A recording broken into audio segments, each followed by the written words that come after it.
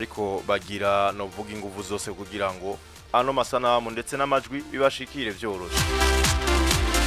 Sangwa ikaze rero Karanzi ni ikiganiro c'inkino B-Sport nkuko bisanzwe kuva kuwa mbere twari hano gushika rero navuga uno munsi ni kuwa gatanu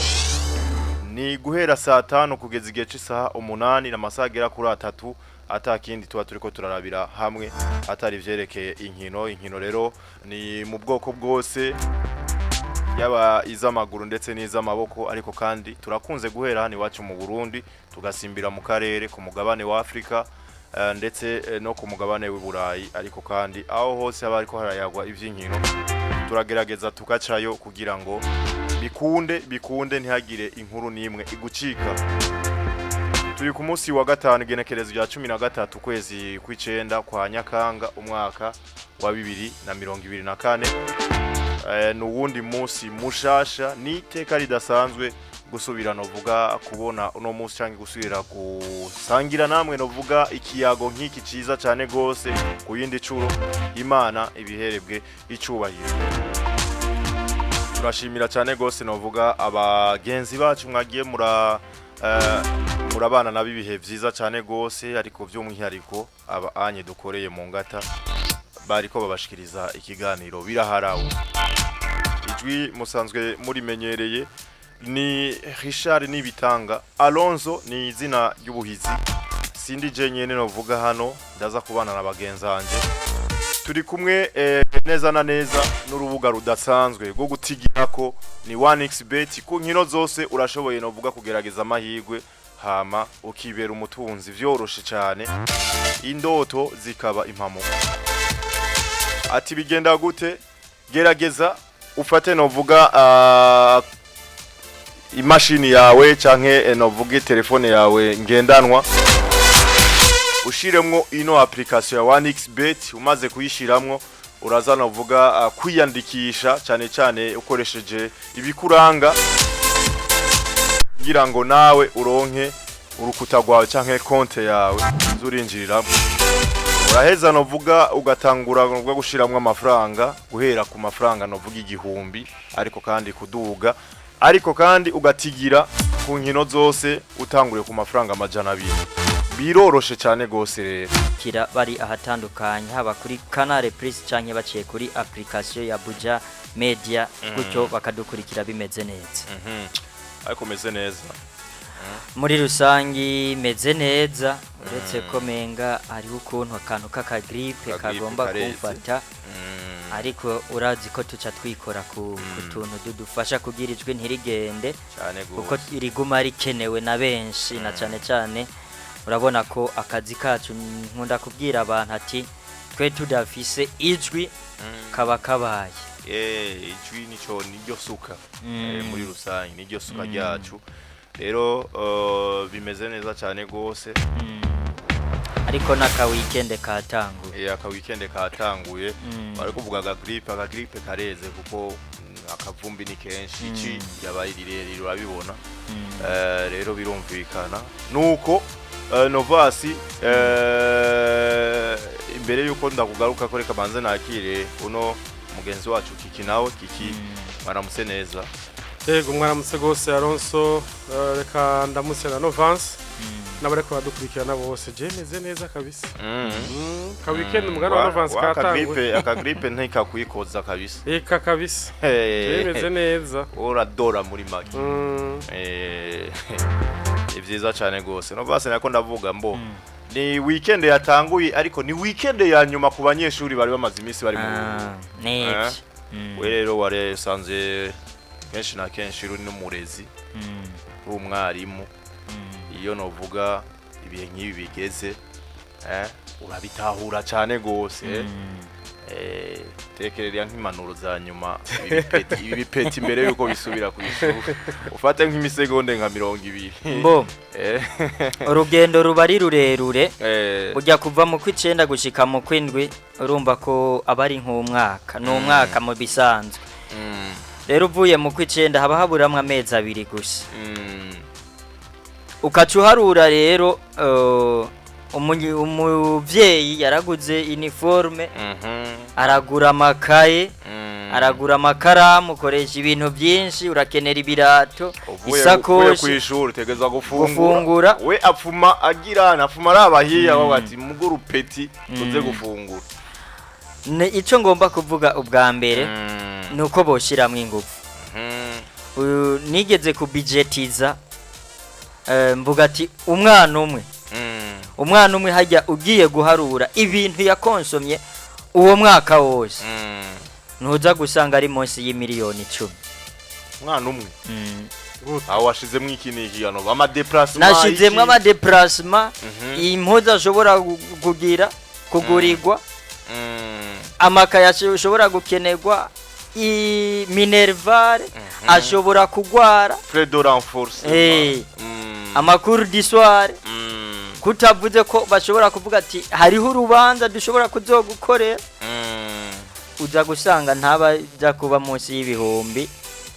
nk'imiliyoni 10 zibaye nke ni nk'umunani ku mwana umwe kaca wibaza mbega umuvyeyi azoyakura aho rero iyo ni inkebuzo mpaye abanyeshuri cyane biteho ivyigwa hanyuma abavyeyi nabo bakurikirane abana babo biba bibabaje utanze amahera muga nturi kukurikirana ntibabatererane kuko burya kumenya ni nyabutatu hariho uruhara rw'umwigisha uruhara rw'umuvyeyi n'uruhara rero rw'umwana ubwo rw'umwana rero ni karara mu ruganda ntibacure n'ubwo mwigisha kuko umwigisha ni wamarana umwanya muremure n'umunyeshuri ariko umuvyeyi nawe hari ibintu abwirizwa gukora kugira umwimbu heze ugende neza rero igihe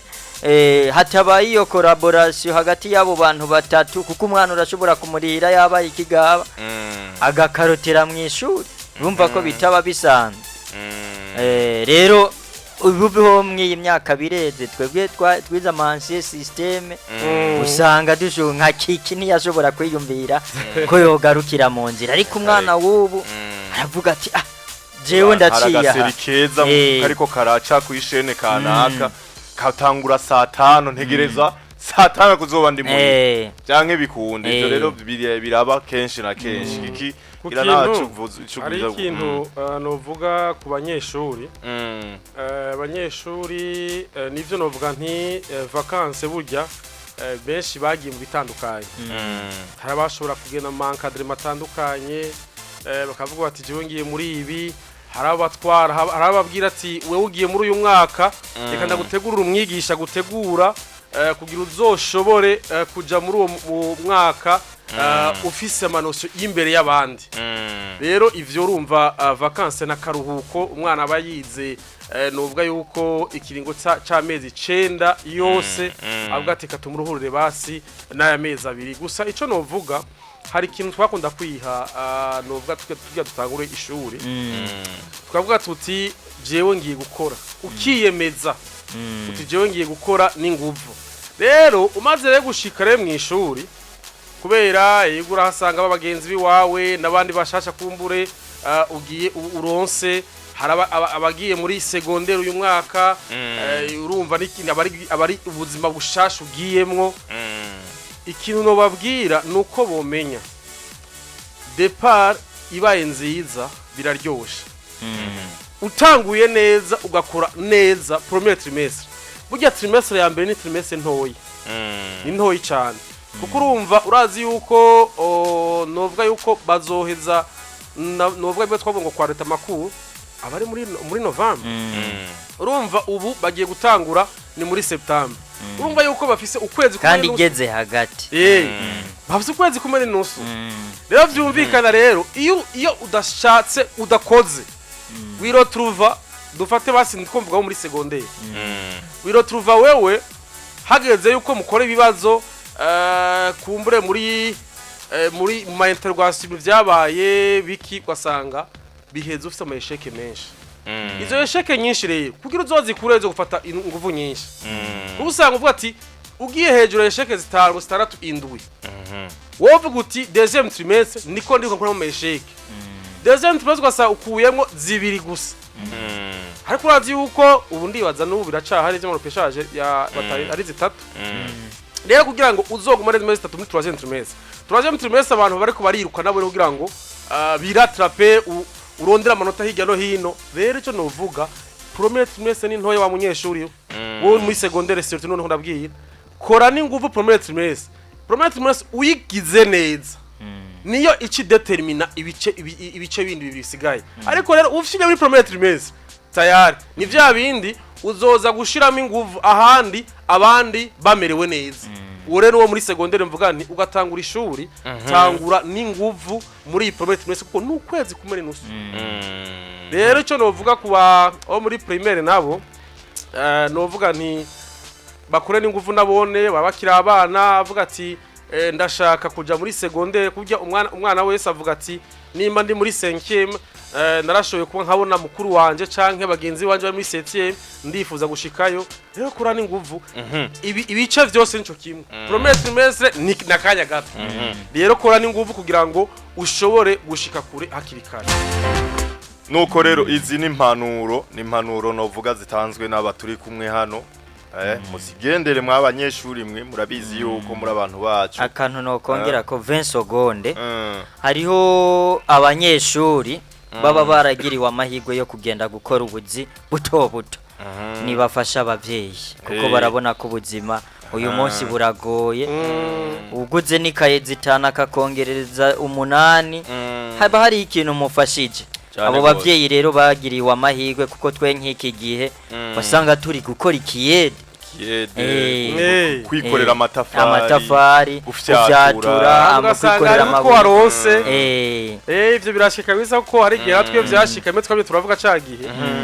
uka nka vacances hakaba ikintu cama nivyo bita vyo mavima interzone cama interquartier canke udutournoi twaba ugaca usanga à la fin kumure higo murase muri final kumure nico gikomero gitwaye wacu usanga barabahaye amakaye iyo bahaye amakaye utashe muhira muvyeyi haramuga ati naronse bampaye amakaye 5 nimba nkoresha amakaye 12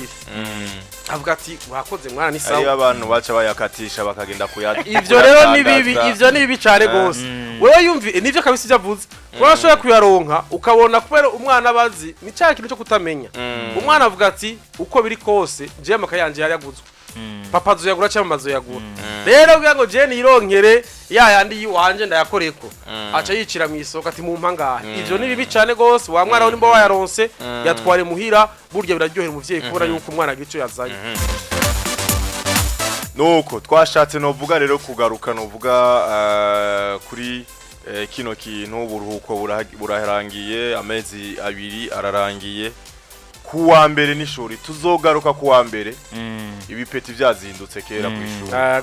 rero urumva yuko ni ngombwa yuko dufata kano kanya tuvunira akagohe bano banyeshuri tubatekerera impanuro za nyuma ariko kandi tunabifurize novuga no kuzogira umwimbu mwiza muri uno mwaka bagiye gutangura Imana izibafashe ibaje imbere baze bagire novuga ibihe vyiza cyane gose amagara cyane kuko naco gikuru novasi nushobora kuba unovuga kwitwara neza mu vy'imwimbu mu ishuri atamagara ariko kandi nizere ko banagize n'ibiruhuko vyiza muri no weekend rero hari ibirori bigiye bitandukanye byateguwe bye vacances ni nyinshi no bihanishwa rero n'umusirikirawe yaratanguye mwagiye muravyumva mu bihanishwa iki rero muryoherwe kukanyuma genda muryoherwe kukanyuma kuwa mbere karatangura inkoko niyo ngoma ariko Alonso we watubwiye ko hari ico twotekerera abanyeshuri nawe gira ico utekereye abayobozi nabo bagendera karangamutima bagendera karangamutima hari ibintu byinshi novuga vyigaragaza ku bayobozi bitameze neza baratukisha novuga kiriya gisata si vyiza cyane gose ariko kandi abasanzwe novuga babikora neza nabo nyene bakomereze ngaho nyene burya nibanga ridasanzwe no kwa siriri yabanga no muhamagaro ni kintu kidasanzwe so wari we wese agenda muri la domaine gutyo nyene novuga bitamurimwo hama ngo waresise rero nibagendera ubuntu barushirizeho novuga kugira ingufu bamenyesha abanyeshuri bakore novuga akazi kabo nkuko byategerezwa hama burya hama baramurira Burundi kuko niko niyo mabanga basanzwe bafise nibaza yuko no vuga muri make akantu nashaka wakavutse mu bisanzwe kwigisha ni vocation ni vocation si profession cyane ico twokwita job nasanze ni profession ubikoze kugira ubenefisi amahera ntavyo wokora rero muri rusange aka kantu sinzi ukuntu wakiyumviye wakoze niko warushaka kumbura ngira ngo we mu Imana aramubwiye ati gashiremo no vaze kashaka ariko gusa nuko ni ikintu kiba kiryoshe gusa ni kintu twonabwira twavuze abanyeshuri twavuze abarezi ariko n'abavyeyi aho muri hose hari ibintu bihari burya turi ngaha nyine nivyo tugatangura amakuru y'inkino ariko nabone hari gihe abavyeyi bakeneye n'impanuro hari bihari ubunye abavyeyi bavuga ati umwana wanje abwirizwa kwiga wa muvyeyi nimba umwana wawe ushaka yuko atera imbere gerageza ushire aho umwana yiga bivanye n'uburyo ufise kuko hari igihe uvuga uti umwana wa Novansi yiga ngaha umwana wa Rose yiga ngaha n'uwi wanje mbwiriza kumushiraho jewe Novansi mbega turangana mbega Rose jewe turangana urumva uno munsi ugasanga umwana umushizaho kugira gwereke abandi yuko nanje yiga harya ariko ugasanga bwa buryo buzokugora kuronka twara umwana kandi woroheza umwana hari gihe usanga umwana dufate asanzwe aba nko mu carama sivyo umwana umuvyeyi akaca mushira kuja kwiga hehe mu gasekebuye urumva ko ari kure ni kure ca rero nituze turaraba abavyeyi dukore aho duhambije byo dufasha no muri kazoza mu by'umuryango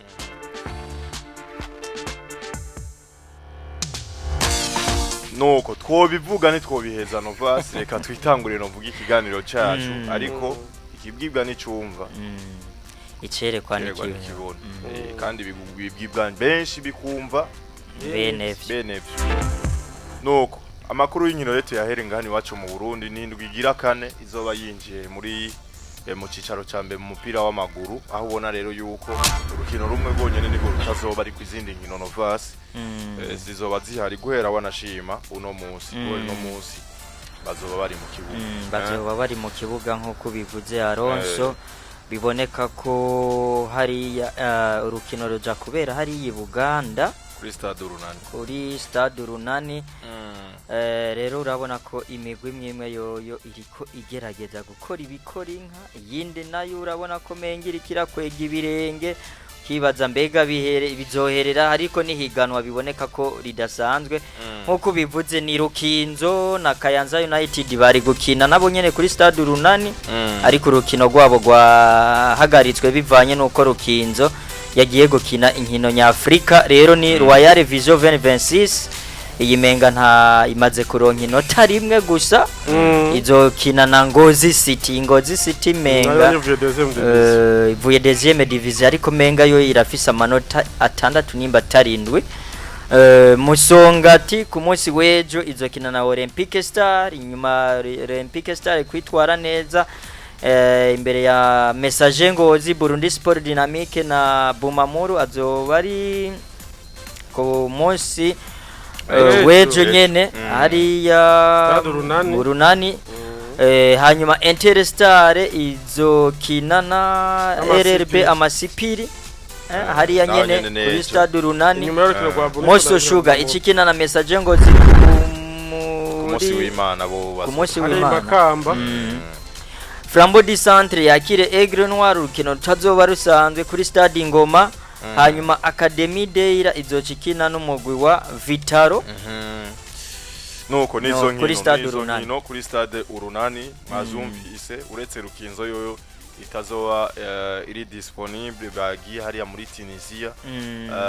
bokinye na Kayanza ariko no munsi guhera novuga saa 9:45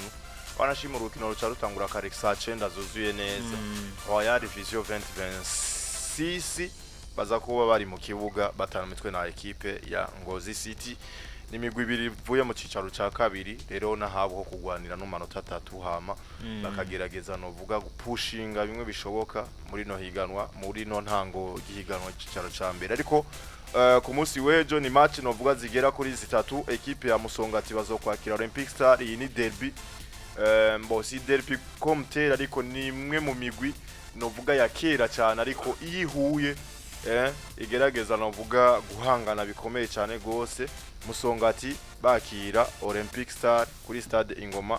Burundi Sport Dynamique bakira Bumamuru ariko kandi Interstar bazoba bari kumwe na equipe ya RRB Amasipiri hariya anye kuri stade urunani ku munsi w'Imana Moso Sugar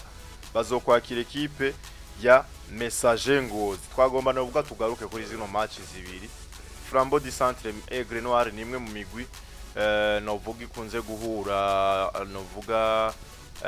ku nkino zitandukanye yaba amafinale no vuga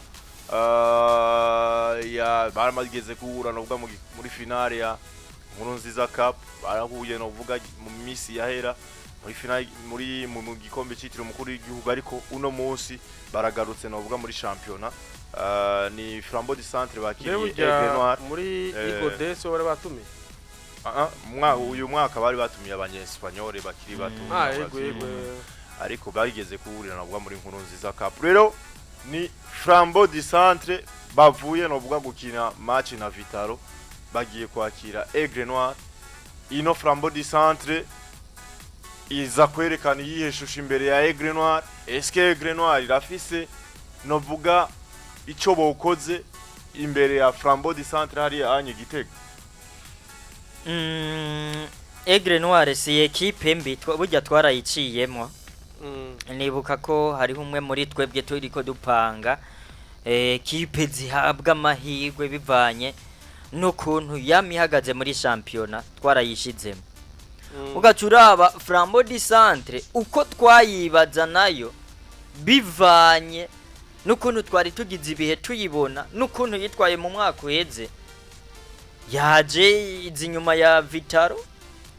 ubona ko naho nyene ikibandanye dodora mu gihe izindi novuga zari nyuma cyane tubona ati iyo bija hose iyi equipe yerekanye ibimenyetso yaje kandi iranagira burya niyo yatsinze ntozeya Vitaro mu gikombe c'umukuru citiriwe umukuru w'igihugu ikiraza ikibangamirwa n'uyu mugwi wande wa Rukinzo ni equipe rero ugiye kuraba mu imyaka 3 iri nyuma yihagaze neza ariko ukacuraba ejo bundi nganije nande na Vitaro kandi abakinyi badakwiye arabakinyi 8 nako bari 9 ni 8 mu kibuga n'umunyegoro ukacuraba n'imbere yaho yabaye equipe nganije burya na Royal Vision 2026 kandi dushobora kubona ati ko byari bikunze iyi Academy Day irikayitsinda 5 turashobora kubona Flambeau du Centre n'uburambe bwayo n'uwo mumenyereza novuga yamaze kubirakabiye kabagabo abakinyi twabona ko mengi ifise isura nziza ukacuraba rero kundwi heruka ni equipe zitagize ibihe bimwe ukaca wibaza eske ko Aigle Noir biboneka ko yamaze gufata umurongo wo kuvuga ati negerezwa gutsinda byanka byakunda eske iraja kubibandanya iraja kubikora ukacubona ko mengi cizera kuri Flambeau du Centre gitera gisubira inyuma uyu munsi equipe nkijya kuza ntitsinda imbere ya Vitaro yari ifise abakinyi badakwiye ukacuraba ukuntu Aigle Noir yagize umumenyereza mwiza yaravuye muri message ari mwiza bivuze ngo iri yanzu yarasanzwe je mbona ko menga yarasanzwe ayimenyeye kumuzanira abakinyi benshi igitigiri nyamwinshi cari muri Tigre Noir muguka cubona ukuntu ari karaba transforma ukibuka inkino bakinye muri Tanzania ukaza ukaraba n'ukuntu batanguye championnat ucubona ko Flambeau du Centre na izobakira niyo ni hange kuri iyi equipe ya Aigle Noir ubwa mbere numwe mu bamenyereza zobaje muri kariya karere burya Ngozi na Gitega sikure cyane environnement ya harira yarayize hari abantu bashobora kuba barakunda Jimmy bashobora kuzoza kumushigikira katura aba Flambeau du Centre ni hajya nyene nayo nyene iri muri equipe zikunzwe uyu munsi ukacubona rero ivyo biba bigiye novuga bibatandukanya mu nkino ziheruka ukacubona ko equipe irashobora kuvuga ati izo sufra kugira ibatsinde naho yo batsinda ntiwosanga ari bitsindo byinshi rero ndabona ko nurukino ruzoba rudasanzwe rurimo ubuhinga sinza kuvuga ngo Flambeau du Centre izotsindwa byorohewe ariko itegerezwa kuzana yashura yereke abanyagitega ati Flambeau du Centre nubwo inkino za mbere zatugoye turashobora kuza tugakora ibishoboka byose tugatwara ya manota ariko nurukino rutazoba goroshe muri rusange Kiki Flambeau nako Aigle Noir iheruka gutsinda Flambeau du Centre muri championnat hari kera muri 2021 muri 2021 igenekerezo rya 16 kwezi kwa gatanu 2021 aho rero niho batsinze novuga Flambeau du Centre naho nyene imakamba ibitsindo biri kuri kimwe guhera aho onye mu nkino zose zakurikiye zigera kuri zingahe zigera ku ndwi Aigle Noir ntiyigeze isubira kandi gutsinda Flambeau du Centre uretse kunganya kagira kuri kangahe kunganya kagira kuri kabiri gusa igitsindo kimwe gukindi uno munsi akagahigo karaza kuvaho ga Kiki ku munsi w'Imana plutôt kano gahigo kuko ino Flambeau du Centre iza ikitwara neza imbere ya Aigle Noir biraza kuba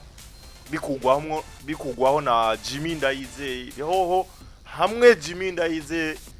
atokwitwara neza kuri rino match araza kuba novuga atanze iyihe match yarutse byagenze gute uko hano tumutegera kuri match zikomakomeye numumenyereza novuga avuye Flambeau yaranganije oya Aigle Noir yaratsinze Royal Vision numumenyereza avuye muri message ngozi message ngozi hari ivyo yakoze hari ivyo yakoze hari nivyo byatumye bamugomwa muri Aigle Noir rero mukumugomwa nabavuga ati gerageza utugire nk'ivyo wakoze hari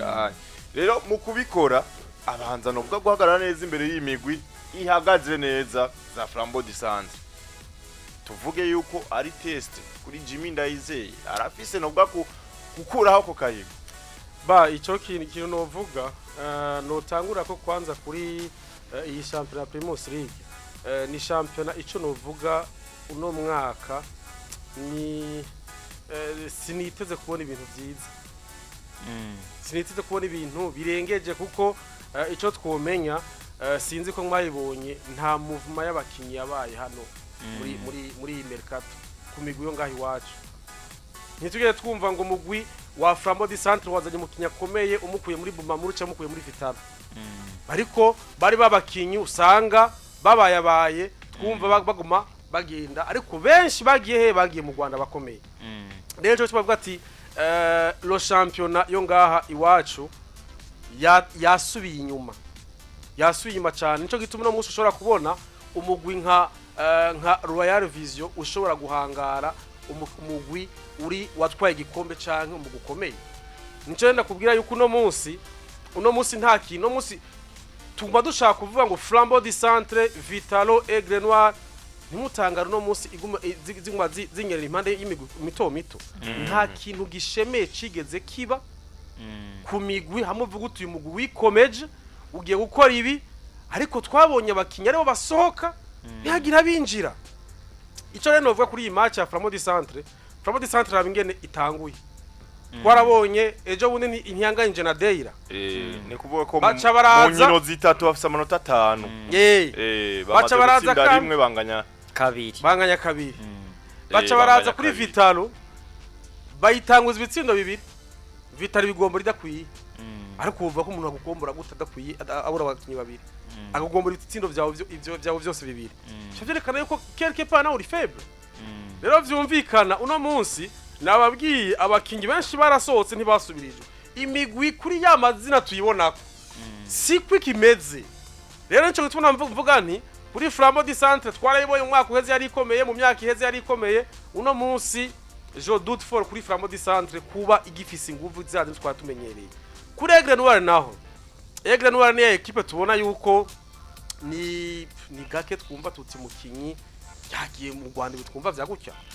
ahubwo bamurondera amasoko ati umukinyi arasohotse agiye Buraya cagiye mu Barawa cagiye he ni Aigle Noir yoyo novuga yuko politique yayo turayizi kandi barafise naho basumira bobo umukinyi akomeye wa Tigre Noir baramuzana baherutse kuzana umumenyereza mwiza hano muri championnat nga mu Burundi Jimmy Ndayize rero urumva ikintu kibaho umumenyereza banze kumenyera abakinyi haraba kumbura ashobora kuzana kumbure ashobora kuvana muri message ngo zo bazi ko umukoca iyaje kenshi aratwara abakiba bicaye batatu yikundira akavuga ati wewe ingo cyahe ndonderera urya rero mvuga nti iyi match ko Flambeau du Centre ariyo yakira irafise avantage ko urukinisha gukora neza ariko Aigle Noir nayo uno munsi si equipe ya ndova ko Flambeau du Centre yitsinda yorohewe ifise umumenyereza mwiza rero mvuga nti kuri iyi match avantage ifise Flambeau du Centre kubera iri muhira ariko je précise kandi je souligne ndavuze ati Flambeau du Centre inguvu zayo zaragabanutse kandi cyane muri kino gihe zaragabanutse yego kabisa nuko rero byifashe kuri na match yo ku munsi w'Imana reka novuga turabire hamwe no kururu rukino novuga gwa Deila Academy Deila no munsi novuga bataratsindwa bagiye guhangana na Vitaro ndakwibutse Academy Deila na Vitaro barafise novuga ivyo byibukanya ko bya hafi cyane ku rukino rw'igikombe cyitiriwe umukuru w'igihugu hari mu kimwe cya kane gishiri ca nyuma equipe ya Deila banganye ubusa ku bundi banganye igitsindo kimwe ku busa nako igitsindo kimwe ku busa ca Vitaro rukino rw'ibanze ha mu busa ku bundi mu rukino rwo gusubiriza aho rero abatari baki bavuze ati ino Deila yamara tanze bino bimenyetso Deila ihagaze neza nk'ukunye imbere ya Vitaro biza kugenda gute Vitaro yakigwe na zokwakirwa na Deila ku munsi w'Imana ino match nayo ivuze iki kuri Vitaro baraza kuva imbere ya Deila canke uno munsi twovuga yuko ari Vitaro yogenda ifise pression imbere ya Deila Alonso ni Vitaro ubwa mbere bwo ntiyorohewe itegerezwa kugira pressure gute iyi equipe urukino rwa mbere bari gukina na Rukinzo bari bakiri muri Tanzania bose ikiyiza umuvugizi wabo aranatwizeza ati ni equipe ishobora guta ishavu kuri Royal Vision 2026 ariko Royal nayo yari yatsinzwe na Academy Deila ibitsindo bitanu uyu munsi ukacuhura nuwatsinze equipe mwanganije novuga igitsindo kimwe ku kindi uciyuva no n'imbere ya Flambeau du Centre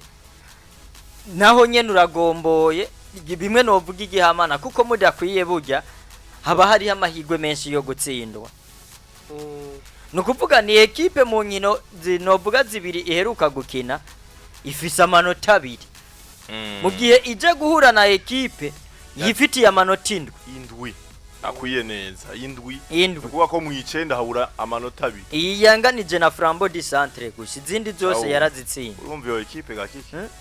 ukacuraba burya ku munsi wa gatanu jewe narindi hariya i Buganda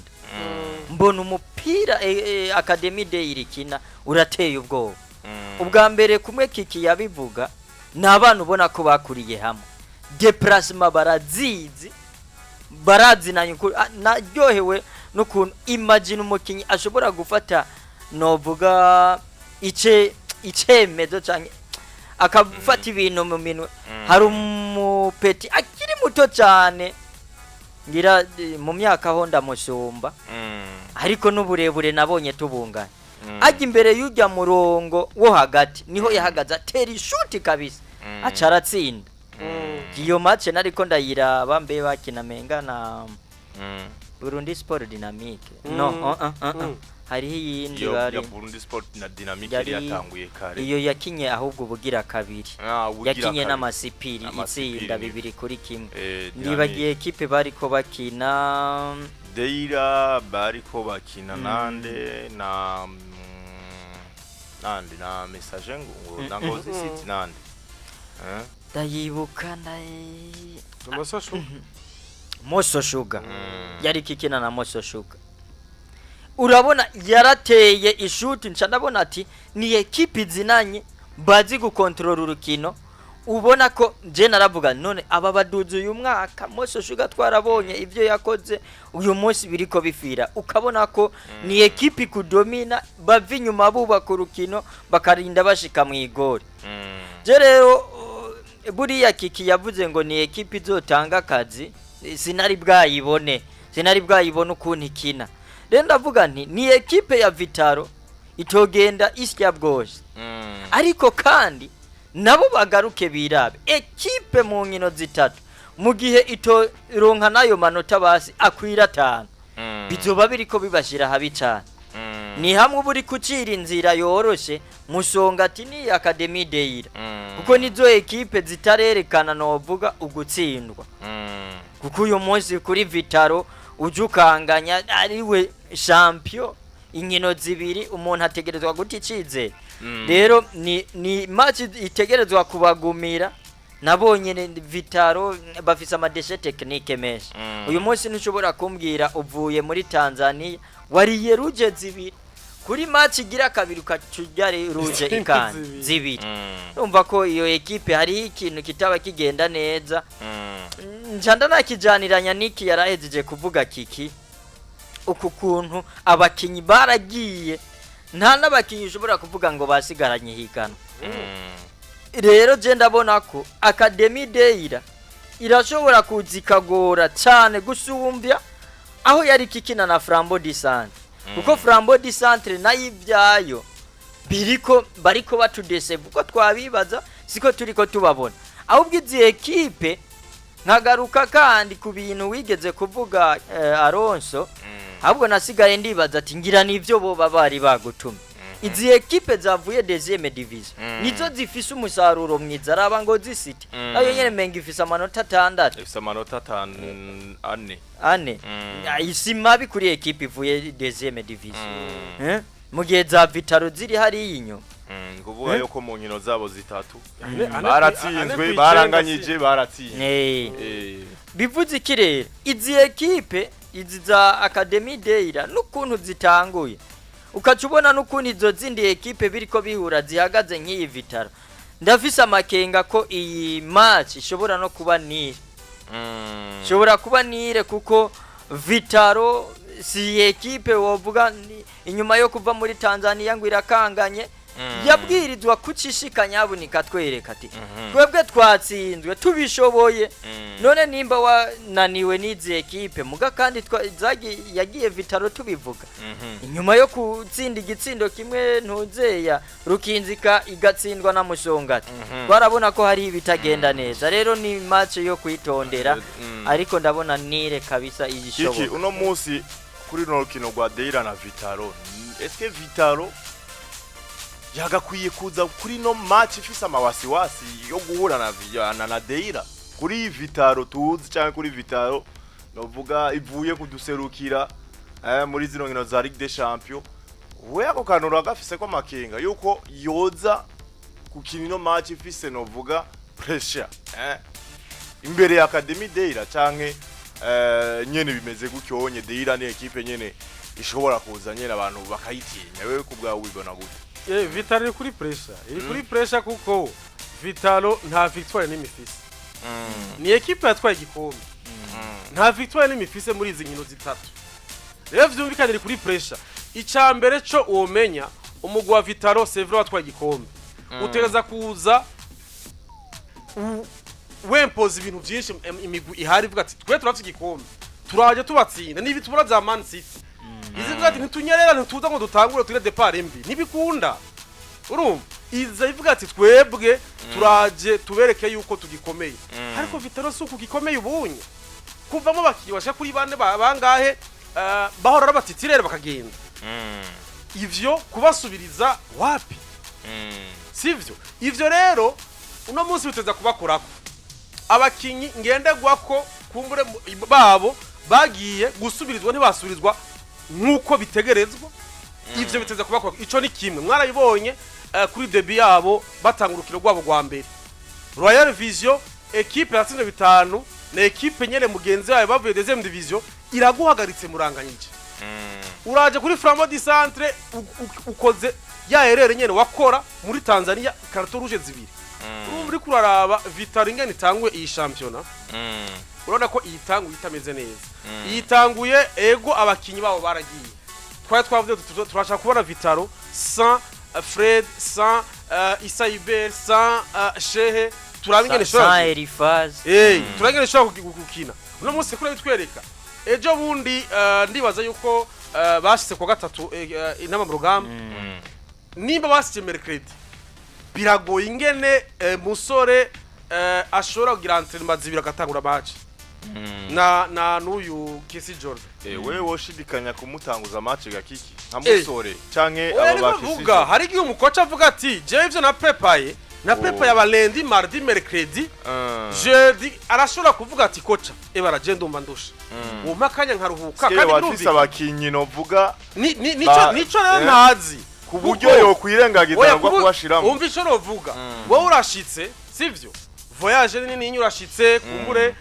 mushobora kuba mwase ho kumugoroba urumva tikoca jewe sinozindukira muri entraînement Vitalo ni 6h du matin urumva vyumvikana ashobora ati koca mimi nacoka kabisa wonduhurira kandi kirumvikana none je datagize entraînement yo grand entraînement ya vendredi agaca kina match ya samedi ya dimanche ivyo bintu biragoye uvuga uti uyu sindamuharuramwo mparurano abona akoresheje nukuvuga yuko musore Prince si hazobari niko nibaza Kesi Jordan si hazobari ariko wowe arashobora no gukina kuko ntiyanakinye Kesi Jordan wose okay birashobora ariko umukoca ari umukoca abo mwakoranye mu bamwakoranye bo mutakoye ntimwakoranye ntiyo ari exception agize avuga ati wewe uri Kesi ingutangure mu kiyo cyaraza gukina imota iyi utagize entraînement quelque part n'abakira bavuga ati no kamera urumva byo kwanka ni wewe uzoba witaye muri ereye rero byumvikana abo bakinyi sinzi navuze ni entre parenthèse bashobora kubakinisha ariko urumva ko basemereke ku mugoroba rero Vitalo novuga yuko nimwe navuga equipe zo ngaha mu Burundi zikomeye zarakuwemo abakinyi bakomeye abo bakinyi ntibasubirijwe rero izo equipe yo ziciye zishita lo champion irashita rero Vitalo no munsi turayibona kwizina kwa Vitalo yaratwaye igikombe ariko no nimwibaze ko Vitalo igifise yasura nyene yari ifise mwaka uheze wapi amwan kengira ngo muri mercato yindi ni yaza bivanye n'agafaranga baronse bashobora kuvuga ati kadusume tuzana abandi bakinyi nkabangaye batatu bane twikomeza hama tubane champion sino ubu Vitalo zanguvu yari ifise nk'igizifise nje kuri Academy Deira ni equipe ngaha mu Burundi twatumenyereye equipe ivuye muri deuxième division ya première division twarabona kenshi bahindura byinshi wasanga umumenyereza yahindutse wasanga abakinyi nka bose bagiye bagaja kuzana abakinyi ba première division ngo baze gukomeza equipe urumva ivyo navyo ugasanga hari gihe cyaje bakorako example basimo bitanga iboneka ni Buja City yavuye deuxième division ya première division izana abakinyi ivuga ati abakinyi bakomeye tubazane yacigira go cyaciye byanga ariko no munsi ngo zisita we abo yaduganye racabafise bongeramo abandi bake Academy Deira abana bayidugije baracarimo bongiyemo Elmazike difise experience naho nyene zahora muri yo byumvikana rero ni equipe izotakazi kuri Vitalo bimwe bikomeye Vitalo kubera nyene ryazi nuvuga uti baracaca gihagararo muribuka yuko numumenyereza asuye garuka vuba urazi ko match ya Royal Vision 2027 atayi menyereje atayi coacheje ariko ya Flambeau du Centre bazanye bayi coacheje niyi urumva cabandaye ariko vyumvikana yuko Academy uno munsi jeco no kubwira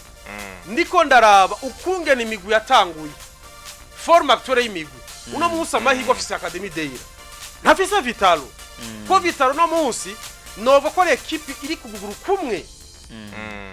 ikenewe kubakwa nka gushasha kuko abakiyi bagena abakiyi bakomeye rero vyumvikana ahaje kuri jewe amahirwe menshi ndayaha Academy Deira nuko rero urumva yuko nka kikiwe abona ko Academy Deira iri ahantu heza ari mu kibanza ciza cyo gutsinda Vitalo umunsi w'Imana itozi bakaniye gose ivuga ati mwe mwaradutsinda muri Coupe du President uno munsi turakomeye reka duhure resa tubere nuko tucishe go gatoyi tubabwire ko Musongati ariyo novuga iri mu barizo mu kibanza ca mbere amanota indwi barayanganya na Academy Deira ndetse na equipe ya Olympic Star ariko kandi ya kane ni Aigle Noir imaze gutsinda inkino zibiri zonyene ikatsindwa rumwe ifise amanota 6 Flambeau du Centre ifise amanota 5 mu nkino zigera kuri zitatu iya gatanu iya gatandatu ni Rukinzo mu nkino zine bo bamaze kuba batsinda bafise amanota agera kuri 4 ni kuvuga yuko Aigle nako Ngozi City bari mu kibanza cindwa amanota 4 nyabonyene Kayanza United basa amanota 4 equipe ya Dynamique nabonye basa amanota 4 ni mu gihe Message Ngozi nabonyene bifite amanota 4 kibanza cha 11 ni Bumamura amanota 3 Interstar amanota 3 Vitalo amanota 2 yonyene mu nkino zigera kuri zibiri bamaze gukina bamaze kunganya kabiri nyene hama Royal Vision 2026 bamaze kunganya rimwe mu nkino zitatu zibiri barazitsinzwe Moso Sugar na Amasipiri nta rukino na rumwe baratsinda reka tuve no vuga mu cicaro ca mbere mupira w'amaguru tunyaragase no vuga no ku yandi bakuru dufise hano nuko tukiri mu mupira w'amaguru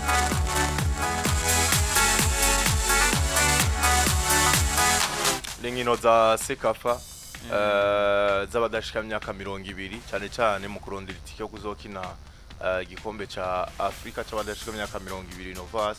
draw canke tombora tayari yamaze kuba Uburundi bwisanze buri mu itsinda rya kangahe mu itsinda ya B yari ryo rya kabiri harimo no Ethiopia harimo Uganda Sud Sudan na Ethiopia Uganda Sud Sudan na Ethiopia ariko kandi mu itsinda rya mbere turabona mu gihugu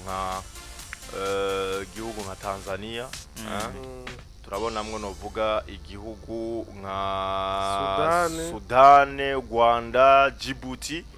na Kenya. Izi nizo rero nizo tsinda zibiri zizoba zigize zino nkino zigiye gutangura mu kwezi kw'icumi guhera no vuga itariki 6 n'indwi journée ya mbere zo bitanguye hama babandanye n'inkino zigiye kubera mu gihugu ca Tanzania Dar es Salaam abadashika imyaka 200 ejo bundi ntibitwaye neza kiki hari muri Ethiopia hari muri Ethiopia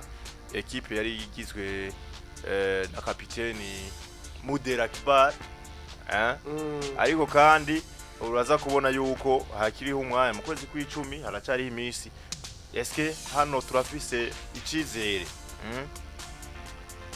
icizere hano icizere utaratangura Etienda iragije hano abafise novuga mbega bariko barategurwa hoho bariko barategurwa nico kibazo nico bibazo kuko uvuze ngo haracasigaye nta misi isigaye uzotangura no 6 October uno munsi turi 13 September Rumba asigaye imisi ni hari kwezi kurimo ni desomera nkurumva byumvikana yuko ngaha mbega ariko barategurwa abari mu migwi yo selection zoba gute yishimikije iki urumva n'abana bakibato barahari no munsi dufite n'amahigo kubona yuko la plupart y'abana bakina muri première division bari munsi y'imyaka 18 20 canke barayishikana byumvikana yuko ari ikintu ciza ariko mbega ugwego rwacu rugeze hehe kuri abo bana bari munsi y'imyaka 20 mbega kwategurwa gute nivyo rero mvuga ati nta ubiza ariko na pura nawe twagiyemwo ishobora kuba iboneka ko isa nk'iyoroshe ariko no kubibutsa yuko izo nkino za Sekafa zizotanga itariki 6 zihere itariki 20 equipe zizoshika muri finale zizoba ziri qualifié muri CAN izizoshika muri finale azoba ari qualification directe muri CAN rero urumva ni kugira ingufu kugira ngo turabe yuko dushobora gushika muri finale c'est possible kuko abana bazi umupira kabisa kandi babishoboye reka turindiye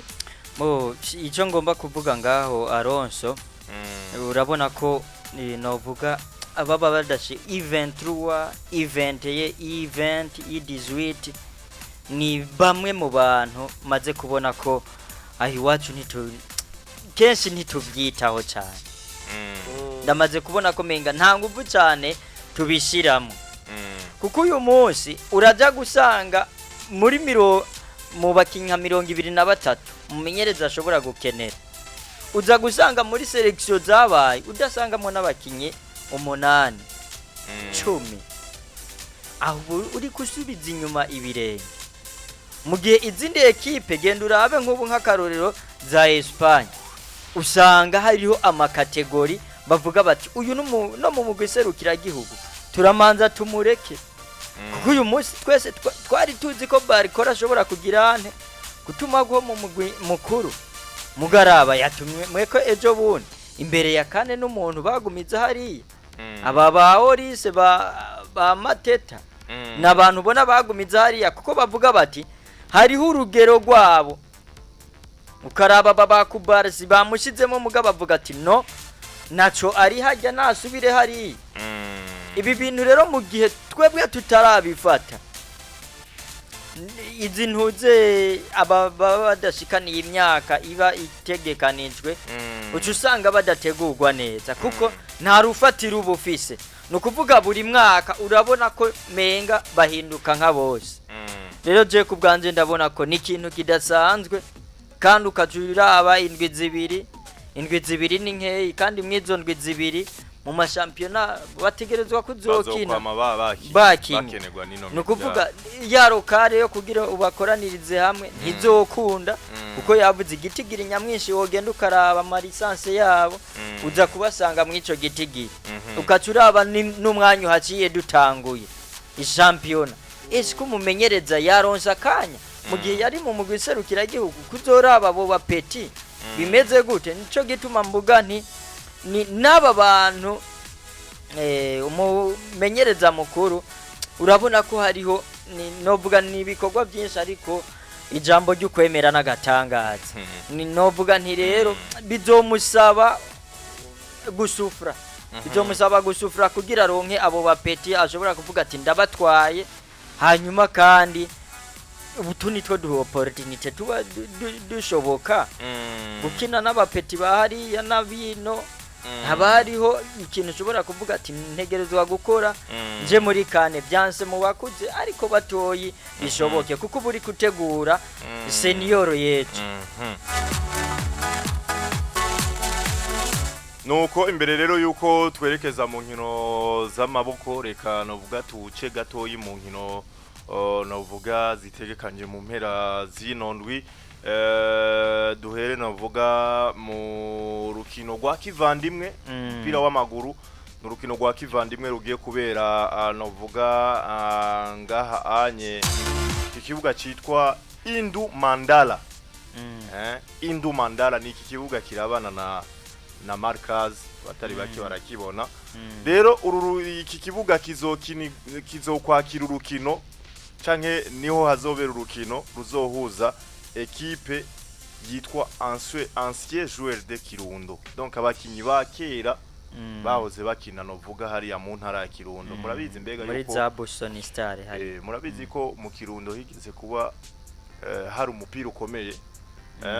hariyo club yitwa Arabica kiki Arabica yigeze kuba champion yihiganwa ryo ngaha mu Burundi hamira serukira igihugu kera cyane harimo aba bambuye Jamari ababande urumva rero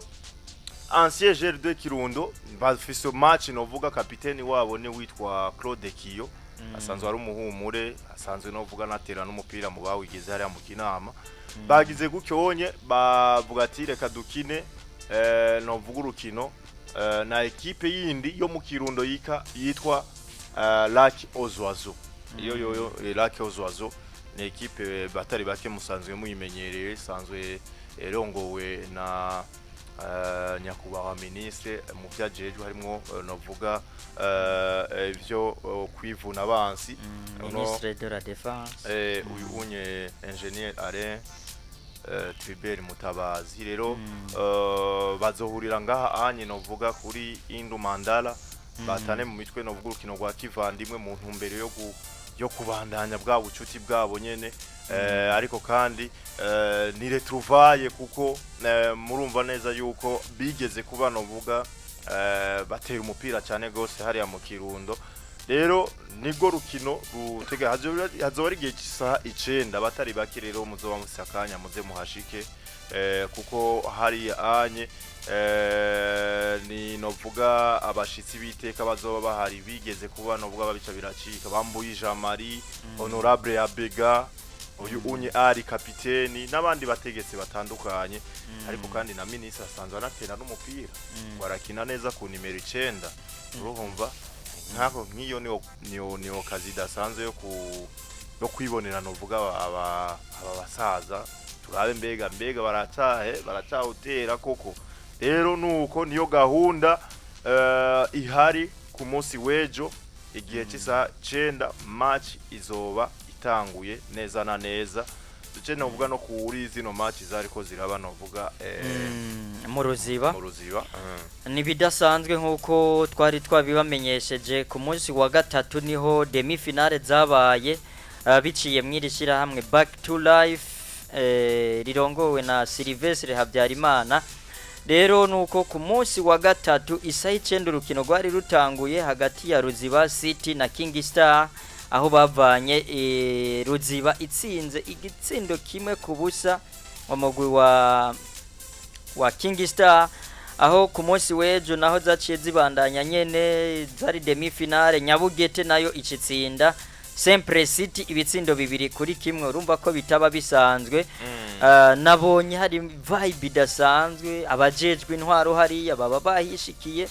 uribaza ahantu bashobora kurihisha amahera amajana 5 ugasanga hariyo nk'abantu barenga amajana 3 amajana urumva hariyo novuga ibidasanzwe nasanze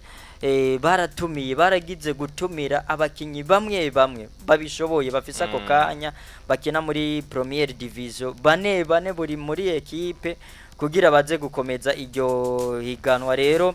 amajambere na Bima nibo basanzwe bayirongo iyo novuga organisation birumvikana rero ko ku munsi w'Imana finali zose cikinwa hagati ya Ruziba City na Nyabugete ariko gurondera ikibanza ca gatatu ni King Star na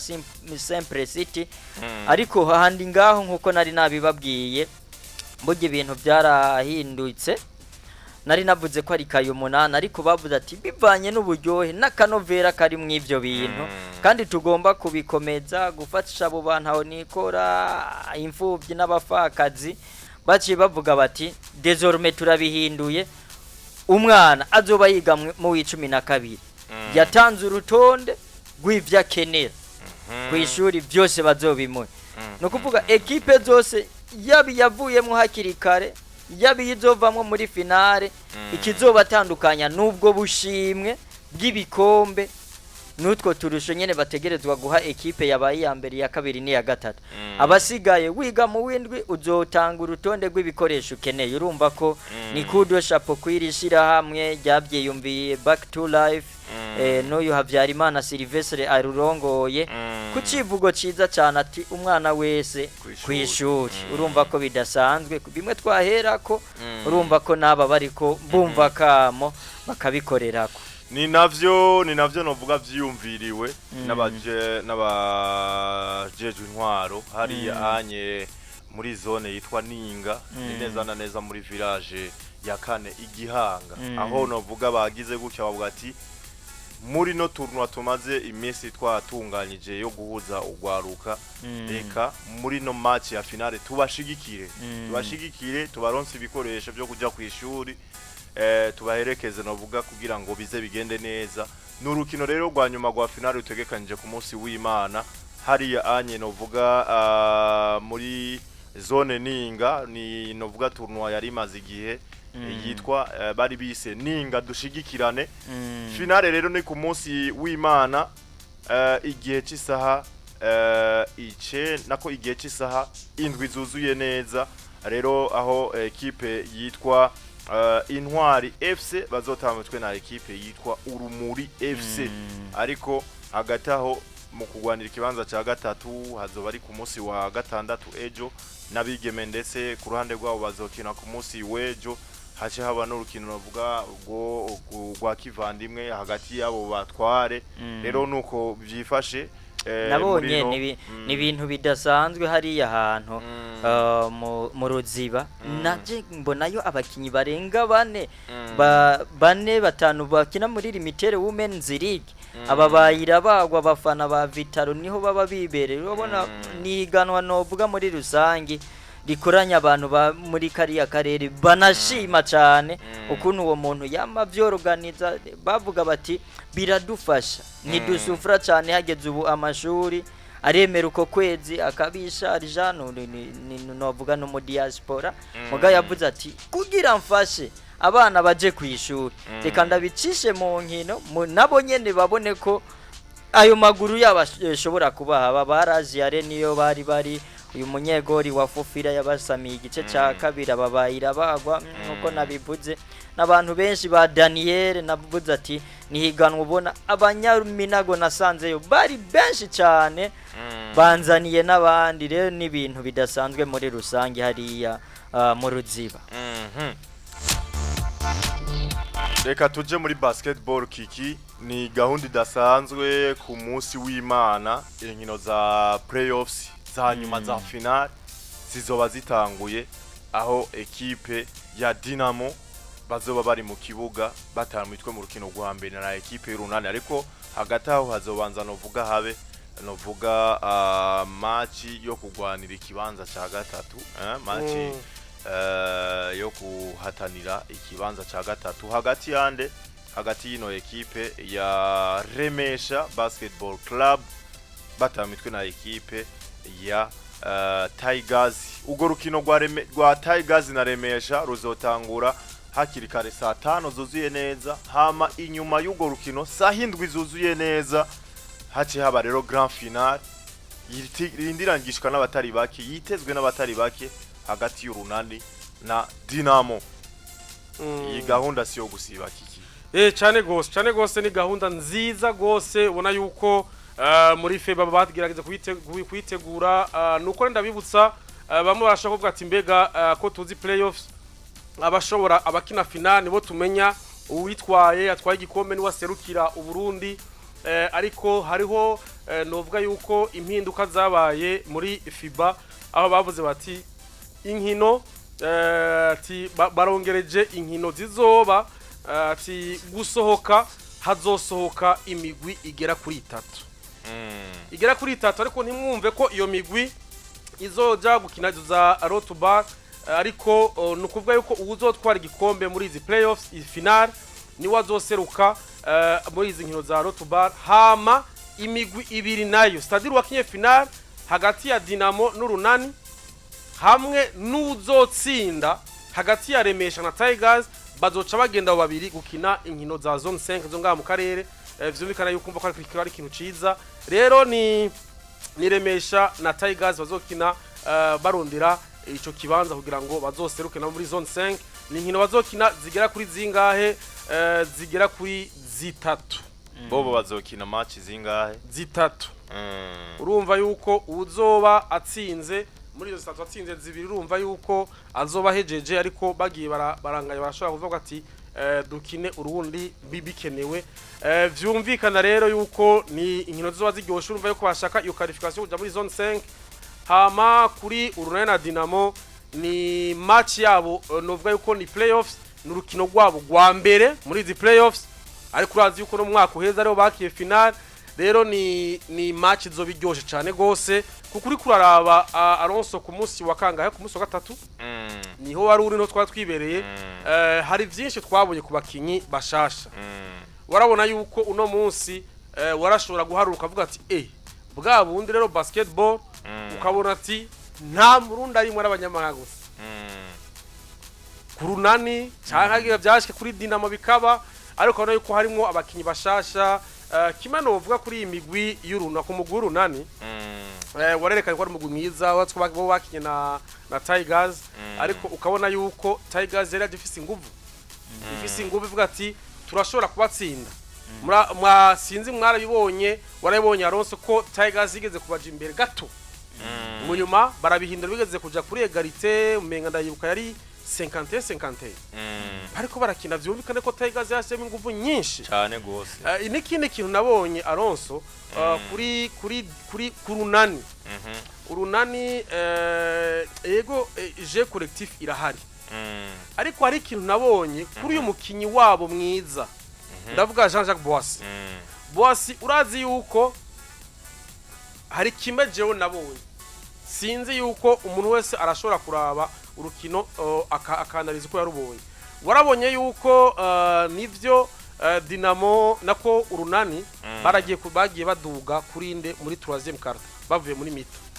baduga na manota ariko hari ikintu cabaye mvuga nti kurunani ico kintu kibaye kuri izi match za finale unaro shogira ingorane uyu mukinyi Jean-Jacques Boissy numukinyi kure 3 wa mbere kabisa ariko yakoze amayerere yarashuse nk'amashuti nk'atatu canke 5 arabahati ivyo nivyo vyatumye Tigers duho ko Tigers yarekipera ija gutsinda gushika naho banganya Tigers irabaje n'imbere umenga yayi nota rimwe batarabiri rero vyumvikana yuko hari utuntu ubona tutuherere tushobora kuba bagiye gukina na equipe ikomeye nka Dinamo Dinamo nayo bimwe vyabonetse kuri Remesha baje bakomeye Remesha baje bafise nibaza ko batravaye jeu défensif cyane gose barabugara ku buryo Dinamo isa nk'itakaye babonye yuko uya mukinyi wabo Maktar Gay mushasha hageze ahantu atangura kwiyenerva kuko ari umusore yamufashe kabisa yaramufashe kweri aribura rero vyumvikana ni nutuntu tumwe tukudugera turabona twavuga tuti n'abakoca bakorera ko ariko Maktar Gay amaze kugaruka ko baca mushira hanze umwanya munini amaze kugaruka niwe yinje manota menshi 20 agarutse rero mvuga nti iyi finali zo bikomeye cyane izo bikomeye gose kuko iyi migwi yose nabakinyi bakaniranye hariho bamwe bakinanye kuko umenga uyu Boissy na Maktar Gay menga bavuye mu umwe n'abasenegale bose kuko bo batanguye harabatanguye bari muri iyi equipe ija gukina ta qualification igira bayita gute NBA Academy bayivuyemo baja muri AS Douane hari iwabo urumva harabo mu nyuma rero barazana ati nimugenda abaya barakinye bar Boissy no ngaho onye ababa basi yakinye bar Maktar Gay yarakinye bar anye uzobona novuga ama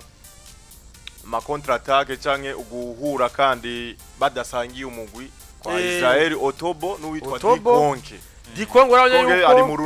ari mu runani aragarutse muri Dinamo umwaka weze bari bose muri Dinamo urumva bazo bariko barahangana ni match zo bazigoshe gose uyu unye Jogiberi azoba yambaye mwambaro wa Dinamo umwaka weze yari mu runani urumva ni match zizoba zifisa manje zizoba ziryoshe cyane gose ni ku munsi w'Imana ku munsi w'Imana saa 5 Remesha na Tigers hama isahindwi umugwi w'urunani batangukina na Dinamo rero finale yabo ya mbere hama bazokina itariki 18 kwa gatatu ko hazo bari ku mugoroba ugwa Remesha na Tigers ruzotangura saa 9 hama ugwa Dinamo n'urunani bakine 11:45 rero byumvikana match ziryoshe kabisa match zizoba zimeze neza cyane gose hagati aho novuga tugarutse mu mupira w'amaguru Novasi equipe ya Rukinze zije gushika neza na neza mu gisagara ca Tunis twari babwiye novuga kwa gatatu ko bafashe urugendo ariko bazoshika kwa gatanu rero barashitse hari anye musara ca Tunis bazokina ku munsi w'Imana rero bazoba baruhutse na cane urabona ko kurugendo urumva ko nubwo naryohewe n'ibyo umumenyereza wabo yavuze ati ni equipe idasanzwe ariko dutegerezwa gukora ibidasanzwe yeah. ni icizera siza ariko ni ekipe idasanzwe nabonye imaze gutwara CAF Confederation UEFA CAF Confederation Cup zibiri irakomeye gose no kurindira tukaraba ariko biragoye tubifuriza amahirwe rero ivyo rero tubivuga twifashishije runo rubuga rwa Akeza Sport ni minota 8 gusa ihaciye babishize koko bamaze kuba berekeza hariya bagashikayo ubona ko n'ifoto yabo kabisa bari nyuma y'urubisi runiniya nibaza ko ariko gwabashikanye biraboneka ko bashikiye ahantu ku kibuga rero nuko no kubipfuriza amahirwe imbere ya CS Sfaxien kipi dasanzwe wa muntu yekipe ifite izina CS Sfaxien ico tubasavye ni kimwe ntibatsinde igitsindo 10 ico tubasavye ni kimwe batsindwe bingahe gaki kubandanya ni ibintu bigoye biri ku bice bito gose ariko cyo dusavye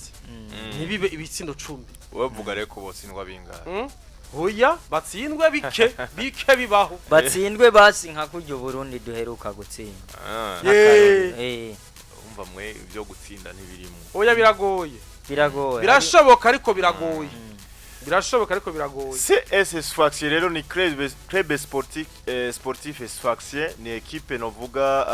hariya anye ifitiye ikibuga cyabo cyakira abantu 12,000 neza na neza mu gisagara ca Tunis iyo kandi ni club ifitiye ikibuga gisagara ca Tunis ni kuvuga ko president wabo yitwa Abdelaziz Maklouf mukocha wabo ni Alexander Santos ni mu gihe hari anye ino club yashinzwe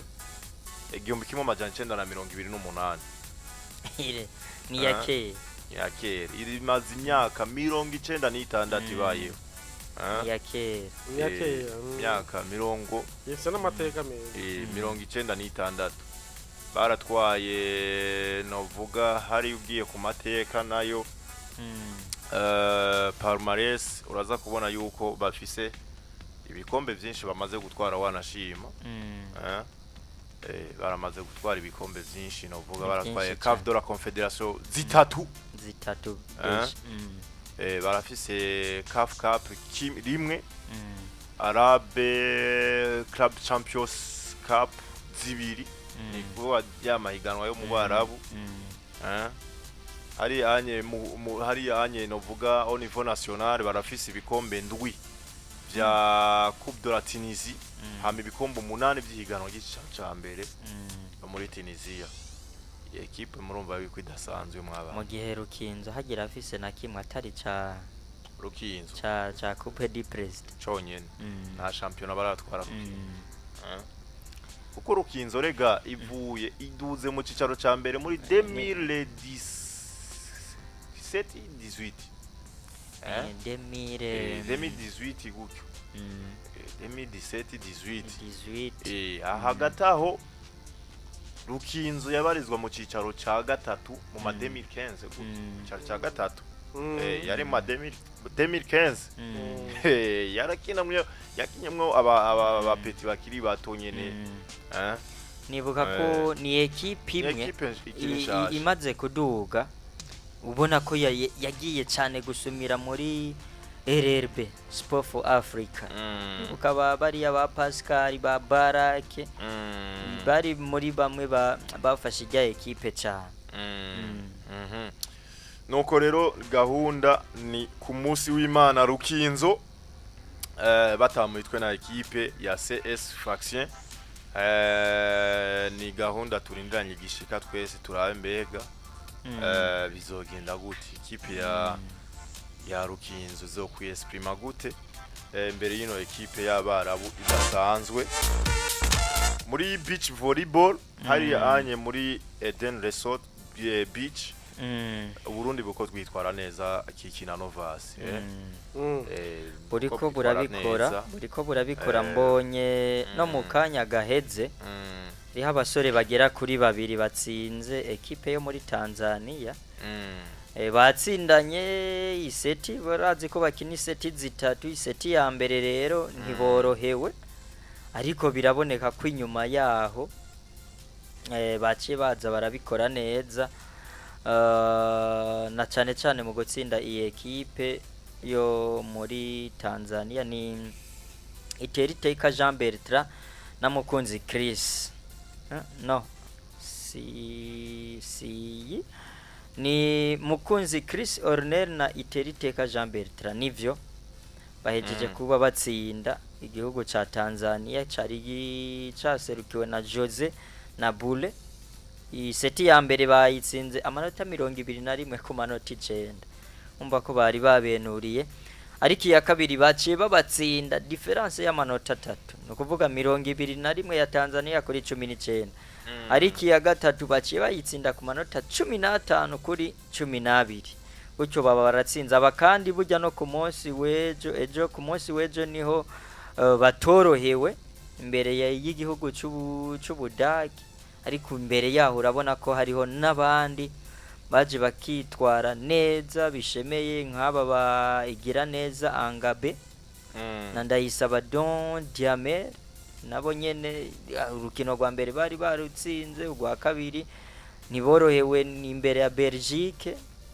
ariko muri rusange uravye ukuntu bariko bigenza ku munsi wejo kandi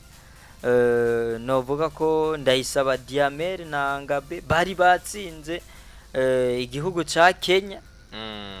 muri rusange urabona ko biriko biragenda neza uravye ivyo tutazi gaturiko turabibona hariho n'umugwi w'abigeme kandi nawo nyene usa n'uri kuragerageza kubikora buke buke uko murumva yuko abaduserukira ariko baraduserukira muri kino gikombe c'isi twakiriye uno mwaka bariko babikora neza ni kuvuga rero ko ku ruhande rw'abigeme hambavu y'urwo rukino baheze gutsinda Tanzania abigeme novuga b'abarundi baratsinzwe urukino rumwe batsinzwe n'urukino batsinzwe n'abanyamerika kazi no yo Nadia buntu bw'Imana na Emerine igira neza borohewe batsinzwe seti 2 ku busa ariko urumva yuko ku zindi match bitwaye neza ariko ku ruhande rw'abagabo niho mbona yuko biriko biragenda neza kuko twaratsinze Kenya maseta 2-1 dutsindwa n'Ubudagi ariko duciye dusubira dutsinda Tanzania urumva yuko byoba nivyo ni nkino mbona ko zizoteba burya umunsi w'Imana zizoba zaheze nimba tarejo nejo ku wa gatandatu ariko n'ibintu ubona ko bihimbaye cyane nabonye amafoto na cyane aba baririmbyi bari batumiwe kuza kwikora mu gahogo ukaraba ivyicaro ukuntu biba bimeze neza ibintu bitunganijwe neza abahagarikizi bivugwa ko arabakihagarikizi babunyoye mpuzamakungu babunyoye n'abantu bashima arbitrage iri hariya ni impeccable rero nibaza ko turiko twunguka ibintu byinshi nimba dushobora kuronka abakinyi baza bagahagarara mu nkino zibiri bakazitsinda urumva sumwimbo mubi no kurindira tukaraba kuko mbona menga bakina nabonye hari equipe irashobora no gukina kabiri ku munsi ari imwe no kurindira tukaraba iyo bigenda kuba biherera ariko muri rusange twoshima ukuntu bariko bitwara ndamuramutse witwa Canada ariko Kurikirana Prosper ngaho onye muri OBM bamutazira Canada azati zino nkino ziriko zibera henge nde ni herikisha kuri Deneriso Deneriso Bora Bora Beach ahaoze Bora Bora Beach ni yabarabara ryo kuri rija mu Kajaga nyama beach nyene yo mu Kajaga ni hari mu bice bya hari yanye mutama Canada nyarukirayo biba biryoshe cyane gose uri ku mucanga kayaga kagucako narijya ari vendredi urumva yuko ibintu novuga bica bigenda neza cyane gose nuko turamutse bagenzi bacu abamizirima bose aho bava bakagera no munsi ni ijuma mubaraka nizere ko bariko baragira ibihe vyiza bavuye gusari rero ndavuga ba Adrien yanyambwira yuko no munsi ariko atukurikirana kumboneshakure ya Buja TV yubahwe cyane gose mutamari tumuramutsa gose abitwa ba Area de Garage hariya anye ku 17 muri quartier Bubanza mu kinama neza na neza ku igaraje y'amateka na murumuna we witwa Muyebe ndafise abafana hariya anye abana ba Muyebe bana tukiri duto tudukobwa harimo n'agahungu umengo kamwe abana biwe bagira kuri batatu n'abafana banje cyane cyane kandi turakundana cyane gose nabo nyene ndabaramutse kandi ndababwira yuko ndabakunda cyane gose n'abandi rero bagiye batandukanye turi kumwe na 1xbet murabizi ariko kandi Boss John tuba turi kumwe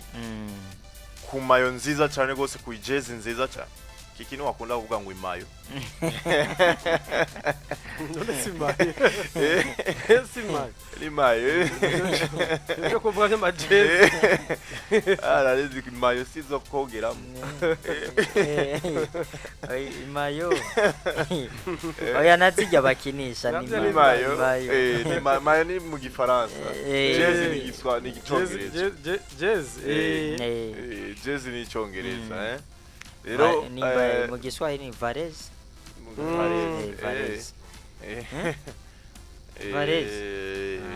icongereza nuko rero ajya rero Boss John agufitiye mayo cyambo cyake agufitiye mayo nziza cyane uno munsi ikintu nza kugira ntukiye nza guhitana mayo yihe wibaza nza guhitana mayo Tottenham niyo nzoba nambaye umunsi w'Imana hariho umuntu murahura rindira ku munsi w'Imana aho nogire ngo abara yintegurira Boss John kabisa ya Tottenham shasha aba Spurs kabisa derby Londres nzoya nambaye mayo Tottenham umufana wa Tottenham jewe nzi atani inde equipe wanashima ko nkuko avyivugira avuga ati je nta inde equipe mfana ni Tottenham numwe wenyene nzi mishe ndaramurabuze mishe Douglas Eric Sabi nzoba ndamushigikiye kabisa nzoba nambaye ni mayo ngo no muri sara abari umwe rero turaza ko bigaruka ko hazaba urukino rumeze neza cyane gose umusaza harani magore nawe nizere ko ari vyiza cyane gose nawe tumuramutse cyane ariko aransaba nimero zawe asanga telefone ya kwancaraye mugabo reka cenda zimuha nana twari kumwe ubuherutse hari ku munsi wa kanga ku munsi wa gatandatu ego nabo rero tworamutsa bari hari anye kuri Top Swaga Saloon nabo nyene nizere ko bariko baragira ibihe vyiza ba Meshake ba Odasi hari n'abandi ba Claude Novasa aho hantu hagiye baragucapa bandi hariya ni benshi no kuraba mu kantwara baragucapa kabisa Top Swaga ni swaga nyene kabisa turamutse bari kuri ni mu byiza ku bya kabiri kwizero y'amabisi turamutse kuri Top Swaga hariya mu Nyakabiga abiswe ba Olivier nzenyo yibereye ibintu bimeze neza kabisa kuri Top Swaga Salon ni hatari ariko rero hari umuntu yitwa Derike sinze kumwibuka wa munsi twatanga umurongo kuri match y'intamba mu rugamba ngo baratwivye ngo rero ko batwivye ngo no kurabuka mu rushumbusho ukaduka mu gwetse hariya narayibemere kabisa Nova si watambwira ni watambira ambwira ati Nova wewe je hariya ntahonze ntonteranye sha ni uzontwara nabi vuba nzomuzana ndazi ko ari katwumva Derike nzomuzana ariko abarateguranye nuko ahubwo yapana bya bindi ngo umushitsi arondere gwashitsi noya vuba cyane reka fata kanya nifurize isabukuru nziza wiswe Dibat Florent Dibat hariya kuri Kazoza Design ndabwira ati isabukuru nziza no munsi afite isabukuru y'amavuka navuga ati joyeux anniversaire kabisa.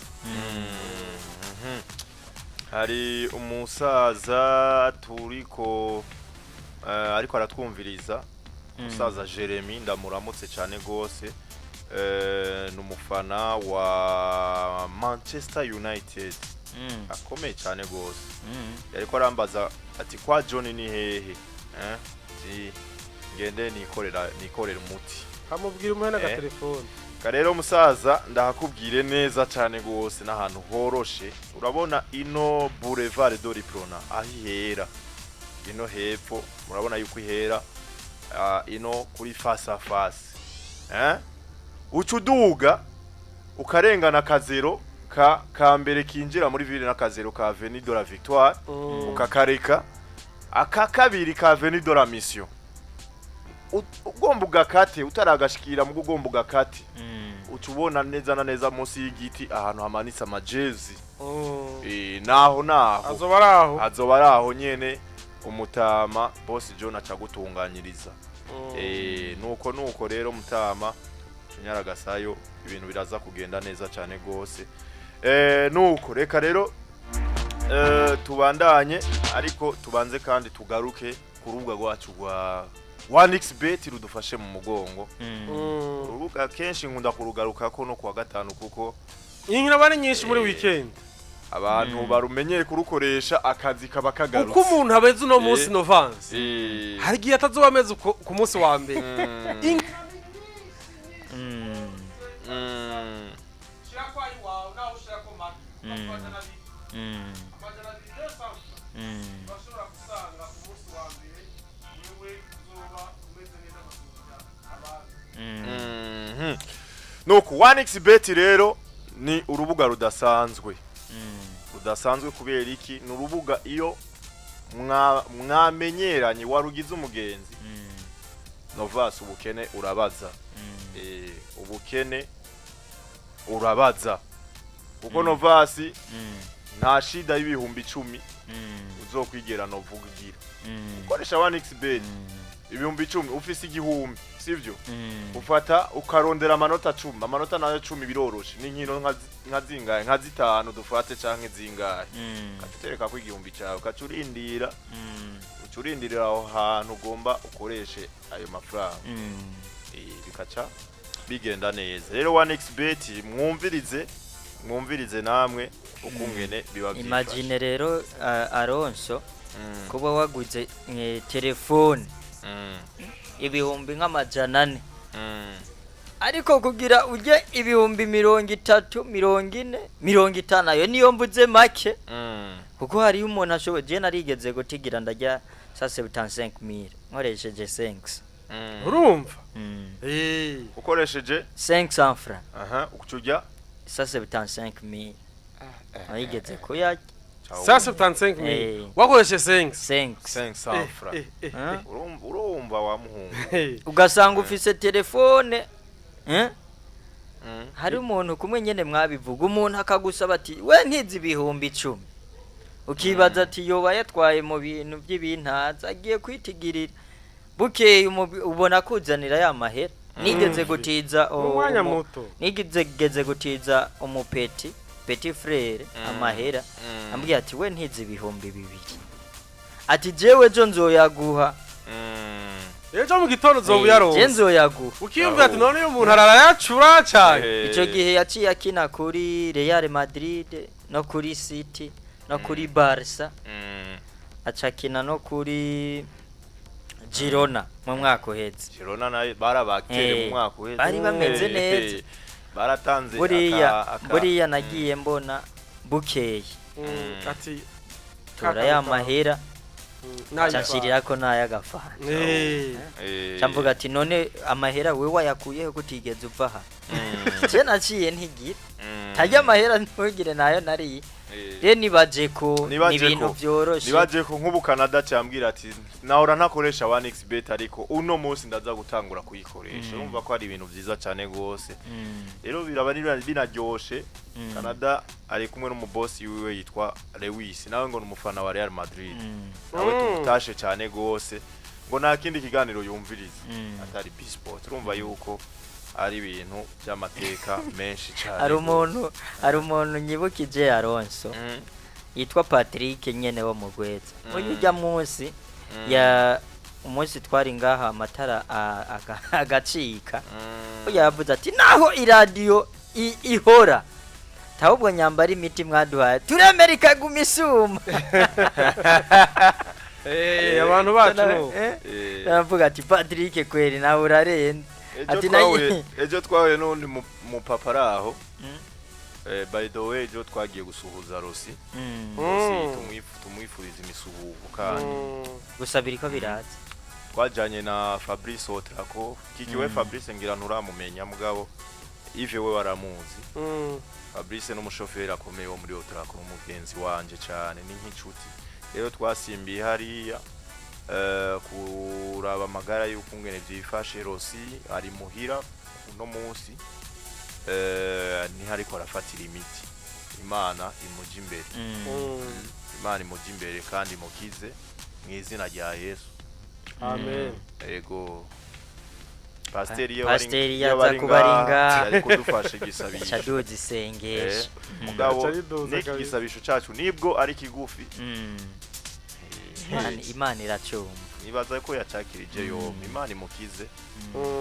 mu bubasha bwawe. Rero twaciye imbere yuko tujyayo twahuye n'umupapa araho umugenzi wa Rosi twamubwira ko tugiye kumuraba. Uwo mupapa yarangiye yatubwiye ati nahisemo kubera yuko iradio twayihuriramwe n'abana ugasanga turiko turagenda no mvuga tugonganira ku iradio. Nahisemo kugura ka radio gatoyi kanje. Cyanda gatumbereza kuri Buja FM. Ni kuvuga ko ako ka radio nta yindi chaîne nuguriye ni ngaho nyene kandi ebana nta muntu numwe agakorako.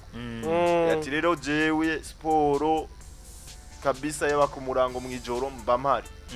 Timura abantu kabisa mu duhimba byarampimbaye cyane gose. Umupapa izina giwe kabisa naragibagi. Mugaca yiyumva. Reka rero twumvirize muri 1xbet uko byifashe. No munsi nabonye ko hariho abuzi bwinshi kikingira ngo uraza kudufasha nitwahagera hari yanye. Za Borussia Dortmund zizoba ziri mu kibuga. Ekipe ya Ligue bazoba bari mu kibuga. No munsi bakina Heidenheim turabishika ko muga twumvirize 1xbet gatoya. Présente un nouveau monde de divertissement passionnant. La section XG.